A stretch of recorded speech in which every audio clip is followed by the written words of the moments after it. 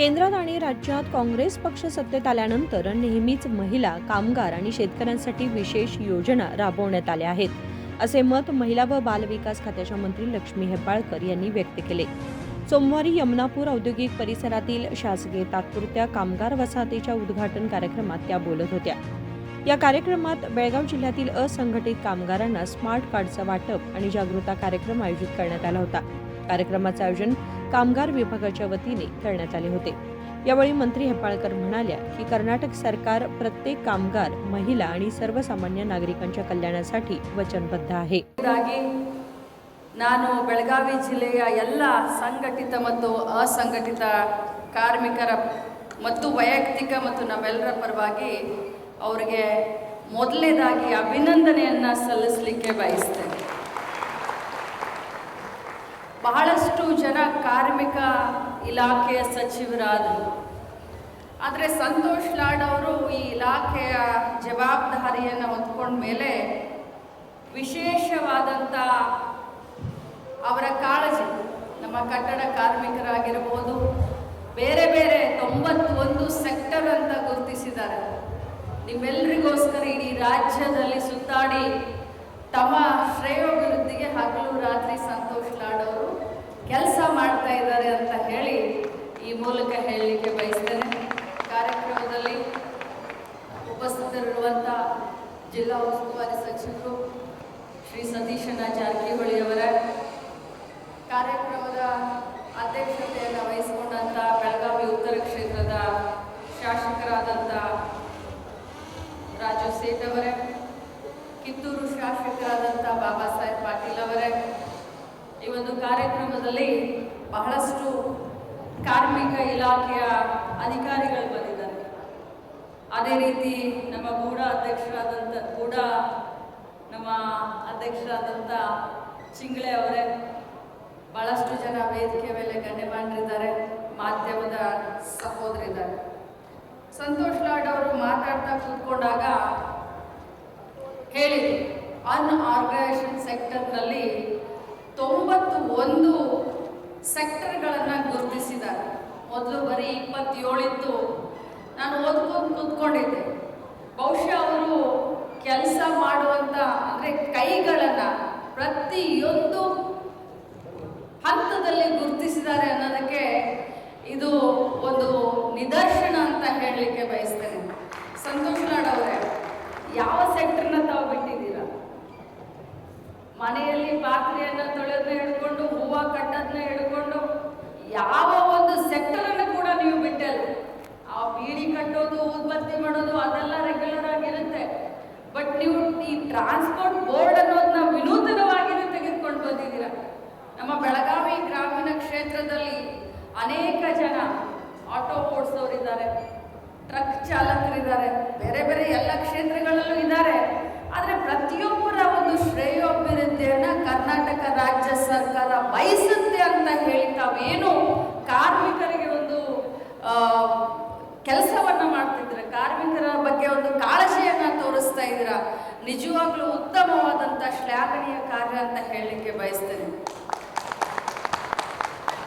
ಕಾಂಗ್ರೆಸ್ ಪಕ್ಷದ ಸರ್ಕಾರ ಬಂದಾಗ ಬಂಧುಗಳೇ, ಅದು ಯಾವಾಗಲೇ ಬರಲಿ, ಅದು ಕೇಂದ್ರದಲ್ಲಿ ಬರಲಿ, ರಾಜ್ಯದಲ್ಲಿ ಬರಲಿ, ಎಲ್ಲರನ್ನ ಒಳಗೊಂಡಂಥ ಸಮಾನ ಅವಕಾಶವನ್ನು ಕೊಡುವಂಥ, ಎಲ್ಲರ ಅಭಿವೃದ್ಧಿಯನ್ನು ಬಯಸುವಂಥ ಸರ್ಕಾರ ಕಾಂಗ್ರೆಸ್ ಪಕ್ಷದ ಸರ್ಕಾರ ಯಾವಾಗಲೇ ಬಂದರೂ ಅದು ತೆಗೆದುಕೊಳ್ಳುತ್ತೆ ನಿರ್ಧಾರವನ್ನು ಅಂತ ಹೇಳಲಿಕ್ಕೆ ಬಯಸ್ತೇನೆ.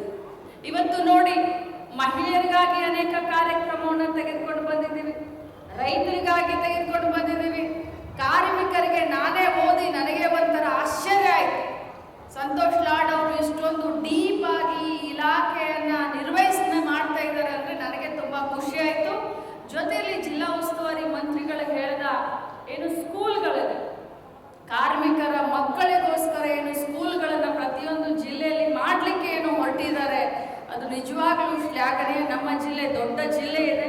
ನಮ್ಮ ಜಿಲ್ಲೆಗೆ 1 ಕೊಡಬೇಡಿ, ನಮ್ಮ ಜಿಲ್ಲೆಗೆ 3 ಸ್ಕೂಲ್ಗಳನ್ನು ತಾವು ಕೊಡಬೇಕು ಅಂತ ಹೇಳಿ ಈ ಮೂಲಕ ನಾನು ಕೇಳ್ಕೊಳ್ತೀನಿ.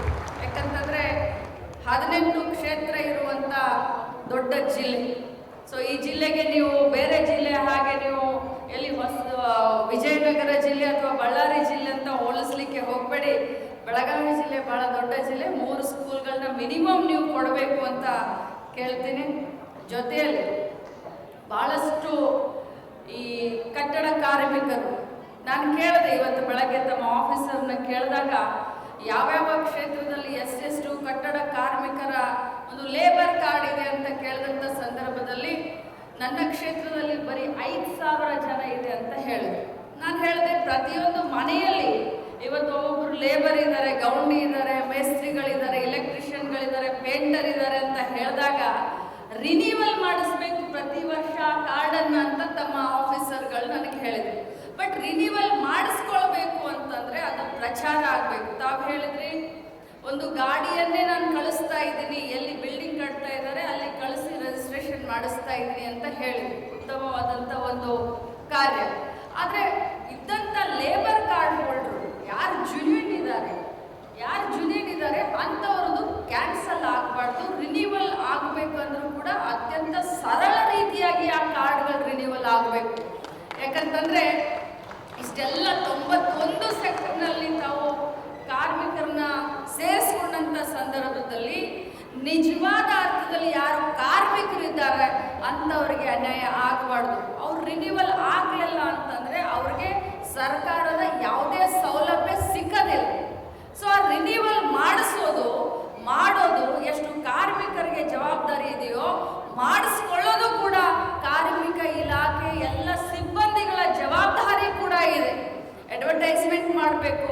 ತಮ್ಮ ಲೇಬರ್ ಇನ್ಸ್ಪೆಕ್ಟರ್ಗಳು ಊರಿಗೆ ಹೋಗಿ ಈ ಒಂದು ರಿನ್ಯೂವಲ್ ಜಾಥಾ ಥರ ಮಾಡಬೇಕು. ಯಾಕಂತಂದರೆ ನಮ್ಮ ಕಾರ್ಮಿಕರು ಬಹಳಷ್ಟು ಮುಗ್ಧರು. ಬೆಳಗ್ಗೆಯಿಂದ ಸಾಯಂಕಾಲವರೆಗೆ ಕಷ್ಟಪಡಬೇಕು, ಕೆಲಸ ಮಾಡಬೇಕು. ಶನಿವಾರದ ದಿನ ಯಾರು ಓನರ್ ಇರ್ತಾರೆ ಅವ್ರ ದುಡ್ಡು ಏನಾದರೂ ಕೊಟ್ಟರೆ ಮುಂದಿನ ವಾರ ಅವ್ರ ಮನೆ ನಡೆಯುತ್ತೆ. ಇಂಥ ಒಂದು ಪರಿಸ್ಥಿತಿನಲ್ಲಿ ರಿನ್ಯೂವಲ್ ಮಾಡಿಸ್ಕೊಳ್ಬೇಕು ಅಂತ ಅವ್ರಿಗೆ ಸ್ವಲ್ಪ ಕಷ್ಟ ಆಗುತ್ತೆ. ನೀವು ಹೇಳಿದ್ರಿ ಕರ್ನಾಟಕವನ್ನಲ್ಲೂ ರಿನ್ಯೂವಲ್ ಮಾಡಿಸ್ಕೋಬೋದು, ಗ್ರಾಮವನ್ನಲ್ಲೂ ರಿನ್ಯೂವಲ್ ಮಾಡಿಸ್ಕೋಬೋದು ಅಂತ. ಬಟ್ ಅವರನ್ನ ಒಂದು ಕಡೆ ಸೇರಿಸಿ ತಮ್ಮ ಸಿಬ್ಬಂದಿಗಳು ಸ್ವಲ್ಪ ಎಜುಕೇಟ್ ಮಾಡಿದ್ರೆ ನಮ್ಮ ಲೇಬರ್ಸ್ಗಳಿಗೆ ಇನ್ನೂ ಅನುಕೂಲ ಆಗುತ್ತೆ ಅನ್ನುವಂಥ ಒಂದು ತಮಗೆ ಒಂದು ವಿನಂತಿಯನ್ನು ಮಾಡಿಕೊಂಡು ಭಾಳಷ್ಟು ದೊಡ್ಡ ಕಾರ್ಯಕ್ರಮವನ್ನು ತಮ್ಮ ಇಲಾಖೆಯವರು ಇಲ್ಲಿ ಏರ್ಪಡಿಸಿದ್ದಾರೆ. ಭಾಳ ಅದ್ಭುತವಾದಂಥ ಕಾರ್ಯಕ್ರಮ ಅಂತ ಹೇಳಲಿಕ್ಕೆ ಬಯಸ್ತೇನೆ. ತಮ್ಮ ಕೈಯಲ್ಲಿ ಕಾರ್ಮಿಕ ಇಲಾಖೆ ಇನ್ನೂ ಒಳ್ಳೊಳ್ಳೆ ಕೆಲಸ ಮಾಡಲಿ, ತಮ್ಮಿಂದ ಸರ್ಕಾರಕ್ಕೆ ಒಳ್ಳೆ ಹೆಸರು ಬರಲಿ, ಕಾರ್ಮಿಕರ ಜೀವನದಲ್ಲಿ ಒಳ್ಳೆಯದಾಗಲಿ ಅಂತ ಬಯಸ್ತಾ ನನ್ನ ಮಾತನ್ನು ಮುಗಿಸ್ತೀನಿ. ಜೈ ಹಿಂದ್. या कार्यक्रमात कामगार मंत्री संतोष लाड, सार्वजनिक बांधकाम व जिल्हा प्रभारी मंत्री सतीश जारकिहोळी, आमदार आसिफ सेठ, बाबासाहेब पाटील तसेच उपकामगार आयुक्त नागेश डीजी, सहसचिव उमेश एच, कार्यकारी अधिकारी भारती, विजयकुमार पाटील यांच्यासह अनेक मान्यवर उपस्थित होते. विनोद कोलकार, KMM मराठी, बेळगाव.